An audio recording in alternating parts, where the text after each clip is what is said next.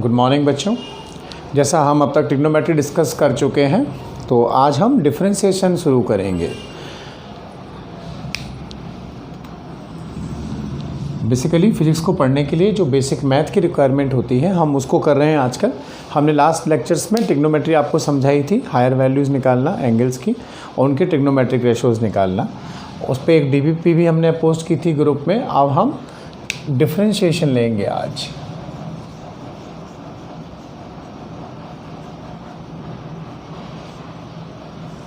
Differentiation basically क्या होता है कि फ़िज़िक्स में दो वेरिएबल होते हैं, दो तरह के। एक होता है डिपेंडेंट वेरिएबल, एक होता है इंडिपेंडेंट वेरिएबल। जैसे एग्ज़ाम्पल ये मान लीजिए y = x², तो इसको बोलते हैं इंडिपेंडेंट और इसको बोलते हैं डिपेंडेंट वेरिएबल। इंडिपेंडेंट का मतलब क्या है कि हम इसकी वैल्यू अपने मन से चुनते हैं। डिपेंडेंट का मतलब क्या है, इसकी वैल्यू इंडिपेंडेंट की वैल्यू पे डिपेंड करती है। आपस में ये जिस रिलेशन से जुड़े होते हैं उसको बोला जाता है फंक्शन।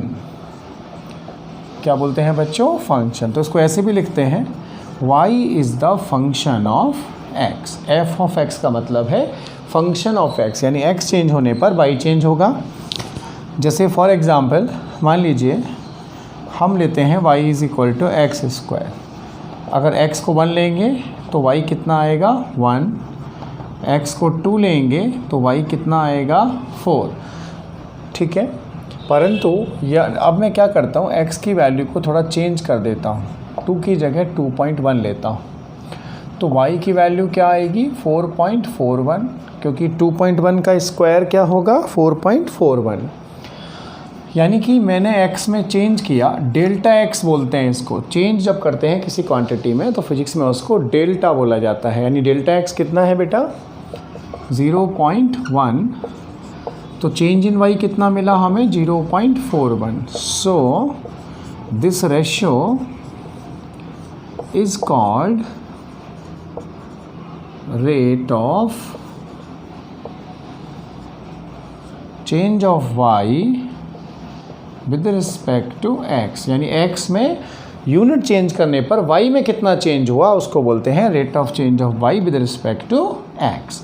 अब एक बात सुनिएगा, ये जो चेंज है हमारा डेल्टा x 0.1, ये बहुत बड़ा चेंज है। मान लीजिए अगर मैं कहता हूँ आपसे कि x की वैल्यू को मैं लेता हूँ 2.0000 एंड सो ऑन 1 तक,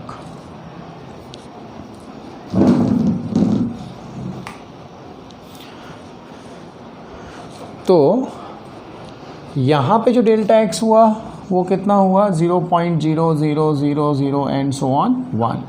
यानी ये चेंज क्या है? बहुत छोटा है। तो चेंज तो तब भी होगा भाई। हम इसको ऐसा लिखते हैं, so delta x suppose tending to 0, यानी इतना छोटा चेंज करें तो delta y upon delta x जो है वो किस में बदल जाता है? dy upon dx। तो यदि हम x में बहुत छोटे चेंज के लिए y का चेंज नोटिस करें तो उन दोनों की जो रेशो है भाई, dx का मतलब बहुत छोटा चेंज, dy का मतलब उस x को थोड़ा सा चेंज करने पर जो y में चेंज आया, इसको बोला जाता है डिफरेंशिएशन।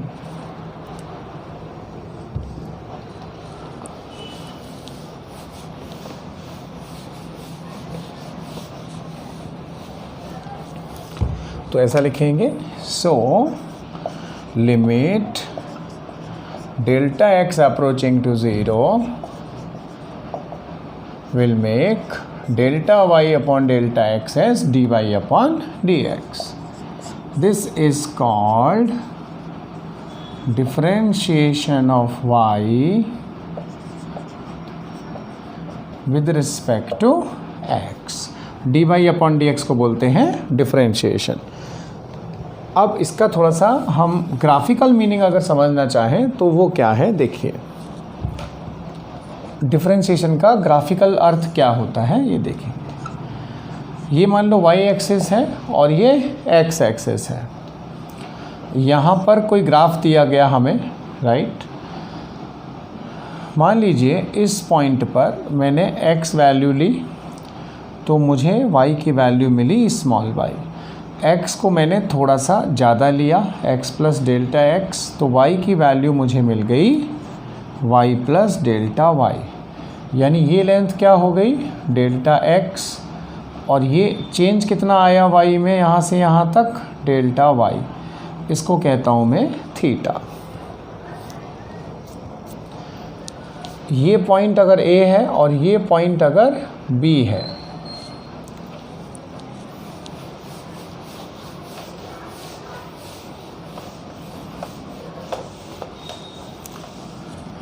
देखिए ज़रा ध्यान से समझिए।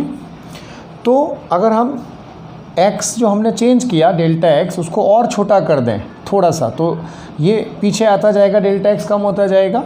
तो b पॉइंट कहाँ जाएगा, a की तरफ जाएगा। हम लिखेंगे so if delta x is very small, b point will approach the a। And इस ग्राफ में देखो tan थीटा क्या था in general, delta y upon delta x. इस ट्राइंगल में tan theta perpendicular upon base है, तो यहाँ से हम लिखेंगे limit delta x approaching to zero, ये किसके बराबर बन जाएगा, d y upon d x. और ये एक्चुअल में किसके बराबर हो गया, tan थीटा के बराबर। इसको बोला जाता है स्लोप ऑफ टेंजेंट। यानी अगर हम यहाँ पे कोई टेंजेंट खींचे ना, तो ये एंगल थीटा है तो ये भी थीटा होगा। ए पॉइंट पर अगर हमने खींचा तो भाई एक्स में छोटा चेंज करने पर ये दो पॉइंट नहीं रहेंगे, बी जो है वो ए में मर्ज हो जाएगा। तो ये क्या कही जाएगी, ए पॉइंट की टेंजेंट। टेन थीटा की वैल्यू किसके बराबर होगी, d y upon d x के। इसको कहते हैं differentiation of y with respect to x. और ये किसके बराबर है, tangent drawn at that point if makes the angle theta with the x-axis, then its trigonometric ratio is called the slope of tangent। Copy करिए, मैं example से समझाऊंगा इसका इस्तेमाल कैसे करते हैं अपन।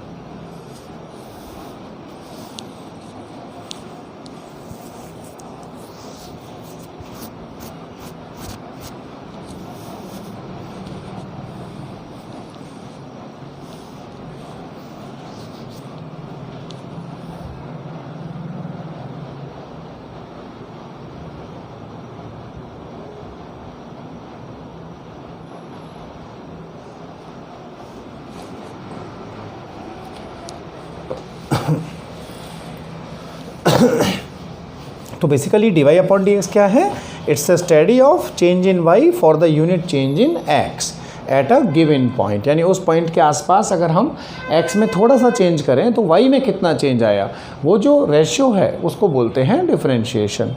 अब आप सोच रहे होंगे सर एग्जाम्पल बताओ कि इस पर सवाल कैसे आता है, उसका फिजिक्स में यूज़ क्या है। देखिए क्वेश्चन ये आएगा, if distance time curve is, यानी कोई पार्टिकल मान लीजिए मोशन में है और उसका डिस्टेंस टाइम कर्व क्या है, इस तरह से है। यहाँ ए पॉइंट पर हमने कोई टेंजेंट ड्रॉ की, ये बनाती है 60 डिग्री का एंगल। तो हमसे पूछा गया कि स्पीड बताइए पार्टिकल की कितनी होगी ए पॉइंट के ऊपर। अब आप कहेंगे सर स्पीड तो होती है डिस्टेंस अपॉन टाइम, पर यहाँ ना तो डिस्टेंस दी है ना टाइम दिया है। नहीं, हम इसे डिफरेंशिएशन से सीधा निकालेंगे। देखो y जो है ये y एक्सिस है, y एक्सिस पे हम क्या ले रहे हैं, डिस्टेंस, जिसको हम x बोल रहे हैं। और यहाँ पे क्या लिया हमने, ये t क्या है, टाइम है। तो ध्यान से देखना, अगर मैं d y upon d x को टेन थीटा लगा के सोचूं तो जो y है यहाँ पर वो चीज़ क्या दे रखी है हमें, x, यानी कि डिस्टेंस। y की जगह पे यानी y एक्सिस पर हम क्या प्लॉट कर रहे हैं, डिस्टेंस को। तो मैं क्या लिखूँगा, dx अपॉन dt, क्योंकि x एक्सिस पर क्या प्लॉट कर रहे हैं हम, टाइम को, is equal to tan theta. ये डिस्टेंस अपॉन टाइम यानी rate of change of distance क्या होती है, स्पीड। तो स्पीड क्या हो गई, टेन थीटा के बराबर, यानी v is equal to tan theta कितना बन रहा है x के साथ में 60 डिग्रीज। तो स्पीड क्या आ गई पार्टिकल की √3 मीटर पर सेकेंड, यानी कि y की क्वांटिटी और x की क्वांटिटी जो है उनका रेशो एक थर्ड क्वांटिटी को डिफाइन करता है। जैसे यहाँ डिस्टेंस अपॉन टाइम क्या हो गया, स्पीड हो गया, जो किसके बराबर है स्लोप ऑफ द टेंजेंट यानी टेन थीटा। तो वहाँ से हमें स्पीड मिली। कॉपी करिए।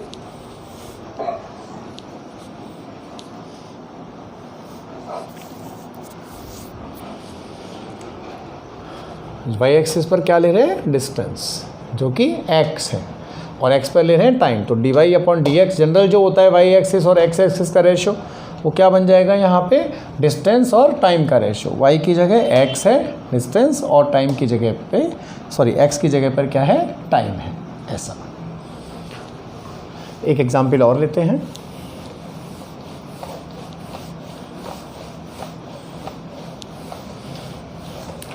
मान लीजिए एग्जाम्पल इस तरह से पूछा जाए हमसे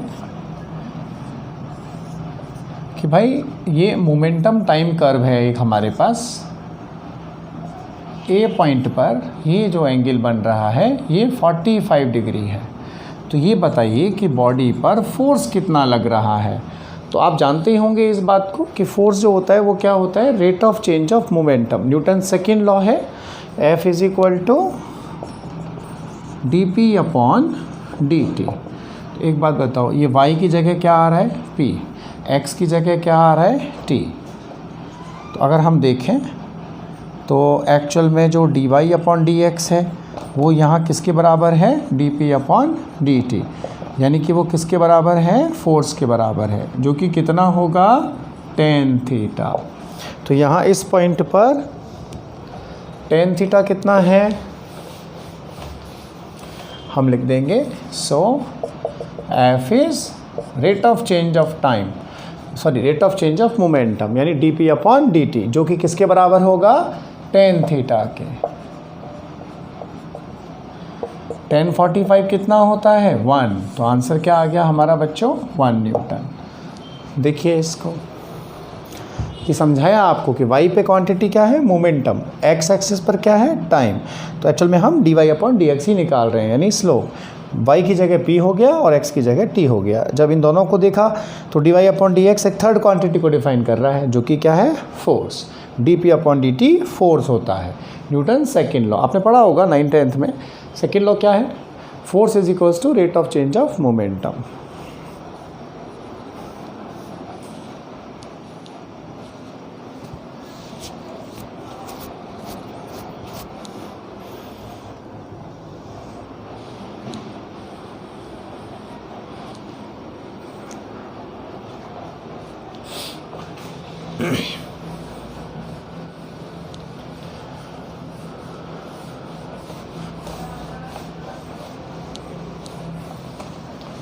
जैसे मैं एक एग्जाम्पल और ले लेता हूँ छोटा आपके लिए।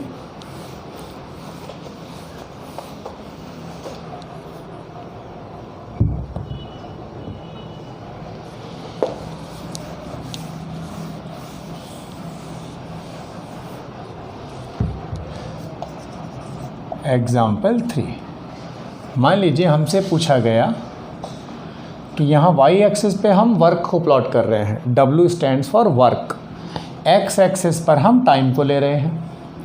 ये कोई ग्राफ है, यहाँ पे पॉइंट है P। अगर हम टेंजेंट ड्रॉ करें तो ये एंगल हमें बताया गया है 120 डिग्री, और हमसे पूछा गया कि बताइए पावर की वैल्यू क्या है, P पॉइंट पर पार्टिकल पर कितनी पावर लग रही है। ये ग्राफ था अपना ऐसे जो, तो P पॉइंट जो है उस पर हमने टेंजेंट ड्रॉ की, ये 120। सबसे पहले हमें पावर को देखना है, पावर क्या होती है। Rate of work done is known as the power, यानी कि पावर का एक्सप्रेशन क्या होता है, dW/dt, यानी अगर छोटे टाइम dt में, dt का मतलब है छोटा समय में वर्क कितना हो रहा है, dW, तो उसका जो रेशो है उसको क्या कहते हैं, पावर।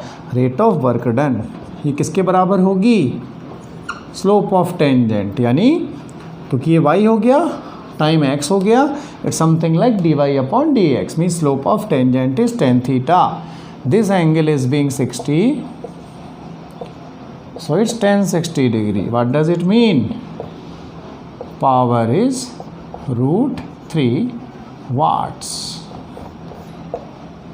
कॉपी करिए.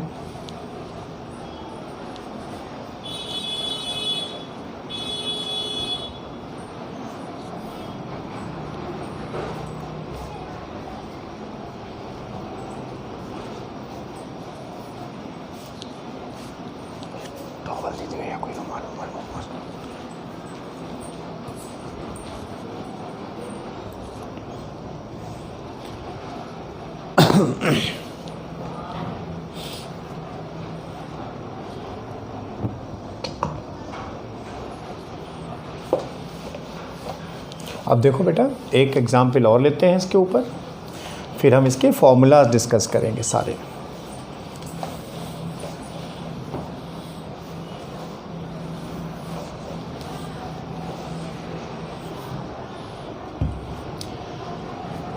जैसे मान लीजिए, एक मिनट थोड़ा बोर्ड क्लीन कर लेते हैं.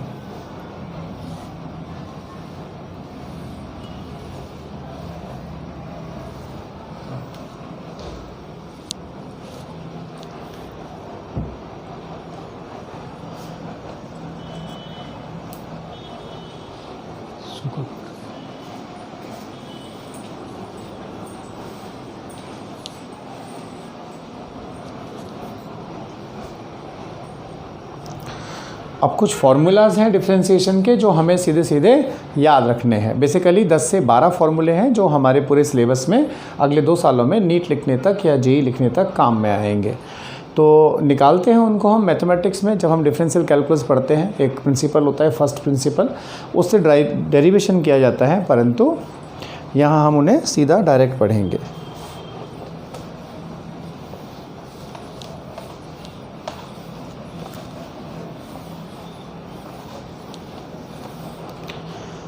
तो हम लिखेंगे फॉर्मूलाज. सबसे पहला है d/dx x⁴n, ये होता है n(x⁴n-1), यानी पावर आगे आ जाती है और वहाँ से एक पावर कम हो जाती है. जैसे एग्जाम्पल ले लेता हूँ आपके लिए. कोई कहे कि भाई if y is equal to x⁴, then what is the dy/dx. तो देखो बेटा, dy/dx निकालने के लिए हम क्या करेंगे, y की वैल्यू लगा दें. तो ये क्या बन गया एक्चुअल में, x⁴n. n कितना है यहाँ, पॉजिटिव पावर 4 है. फॉर्मूला क्या कहता है, पावर आगे आ जाएगी और यहाँ से कम हो जाएगा, यानी 4x⁴ 4-1, 4x³. ये आंसर हुआ. दूसरा एग्जाम्पल, कोई अगर हमसे कहें कि भाई y is equals to x⁵ है, तो dy/dx कितना होगा, क्या करेंगे. ठीक है, d/dx, y की वैल्यू लगा दो. निकालना है ना हमें dy/dx, तो y की वैल्यू लगा दी x⁵. x⁴n वाला फॉर्मूला यूज़ करिए, पावर आएगी आगे और इसमें से एक कम हो जाएगा, तो 5 में से एक गया तो 4.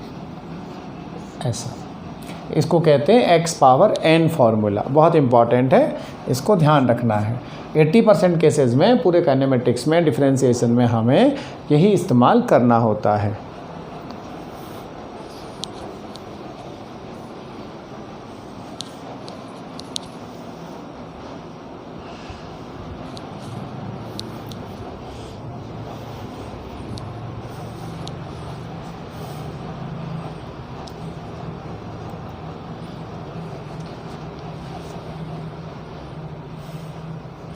ये जो पावर है बेटा, पॉजिटिव भी हो सकती है, नेगेटिव भी हो सकती है, या रेशनल भी हो सकती है. रेशनल का मतलब है in the form of p/q.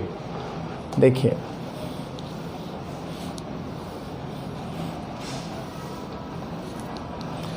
मान लीजिए किसी ने हमसे कहा कि भाई आप इसका डिफरेंशिएशन बताइए हमें, क्या होगा. तो यहाँ पावर कैसी है -4, यानी नेगेटिव पावर है तो भी कोई फ़र्क नहीं पड़ेगा। n हो गया -4, फॉर्मूले से n आ जाएगा आगे, x जो भी पावर है उसमें से 1 घटा देंगे, क्या बचेगा -4 x पावर -5, या इसको नीचे ले आओ अपॉन में। जब हम नीचे लाते हैं किसी भी अलजेब्रिक टर्म को तो उसकी पावर का साइन चेंज हो जाता है। ये इसका आंसर आया। एक अब इम्पॉर्टेंट है, इसको फॉर्मूले की फॉर्म में भी ध्यान रख सकते हो आप। अगर कोई कहता है हमसे d/dx ऑफ √x बताइए कितना है, तो आप जानते होंगे √x का मतलब क्या होता है, x पावर 1/2।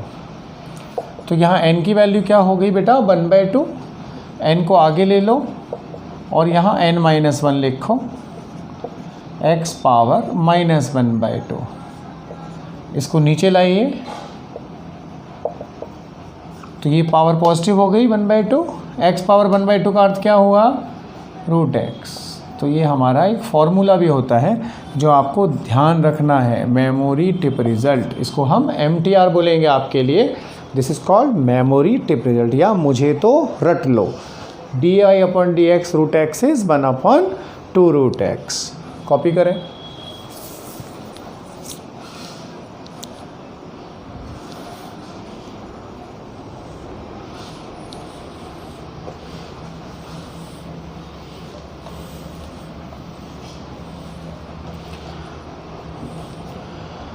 अब जो हमारे पास सेकेंड फार्मूला है वो क्या है, ज़रा ध्यान से सुनिए। इसको हम रोमन में ना लिखकर लेटर में लिखते हैं सर, न्यूमेरिकल वैल्यू में। फॉर्मूला वो क्या है, d/dx ऑफ k × y। अगर किसी वेरिएबल के साथ कांस्टेंट का मल्टीप्लाई हो तो कांस्टेंट डिफरेंशिएशन से बाहर आ जाता है, k बाहर आ जाएगा, क्या बचेगा बच्चे dy/dx। समझ में आया, राइट। एग्जाम्पल लेते हैं तो आप समझ पाएंगे।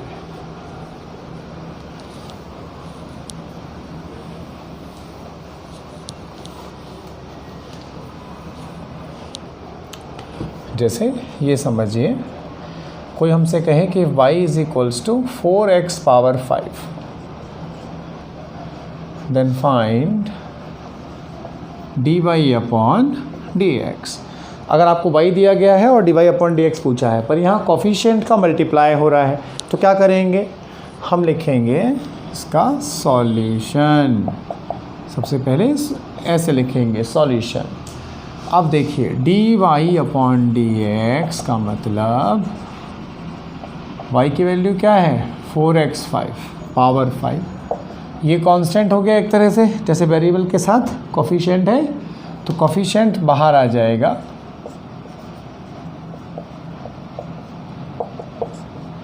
इसका डिफरेंशिएशन x पावर n कितना है 5, इसका मल्टीप्लाई हो जाएगा इससे, क्योंकि दोनों नंबर्स है ना, 5 आगे आ गया, यहाँ से पावर 1 कम कर दो, 20x पावर 4। ये अपना आंसर हुआ। कॉपी करिए।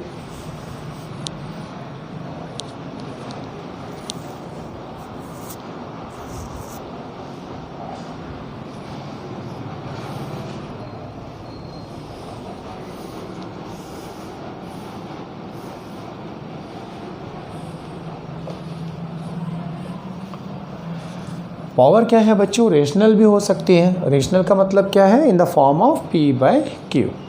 तभी हम क्या करेंगे, यही एक्सप्रेशन लगाएंगे। Suppose if y is equal to 4x power 1/2, then what is the dy/dx, या आप लिख सकते हैं फाइंड dy/dx। क्या करूँगा मैं बताओ अब, d/dx y की जगह पे फंक्शन लगा दिया हमने जो दे रखा था, ये 4 बाहर आ गया, d/dx ब्रैकेट में √x, क्योंकि x पावर 1/2 को क्या लिख सकता हूँ √x। क्या मिलेगा यहाँ से रूट एक्स का डिफ्रेंसिएशन क्या होता है 1/2 रूट एक्स, यानी 1/2 रूट एक्स। ये कैंसिल हुआ, क्या आंसर आया 2/रूट x. Okay, this is the answer. If this is the function, this is the value of dy/dx 2 root x. As it is रहने दो, कोई दिक्कत नहीं। अंडरस्टूड है, या चाहो तो लिख भी सकते हो ऐसा करके। कॉपी करिए।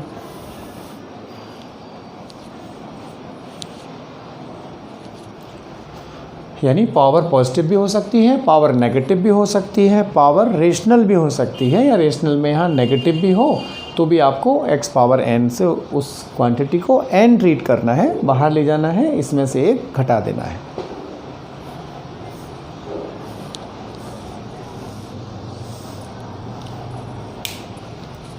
और बच्चों क्यों देर वेर कर रहे हो, आप जल्दी से जल्दी जो है कोर्स अपना 11th का ज्वाइन करो, जिससे आपका समय बचे।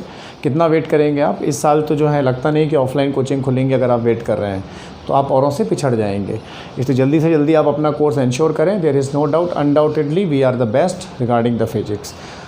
सीनियर्स आपके हमें जानते हैं ऑलरेडी, तो बहुत ज़्यादा मुझे नहीं लगता कि डेमो की आवश्यकता है हमें।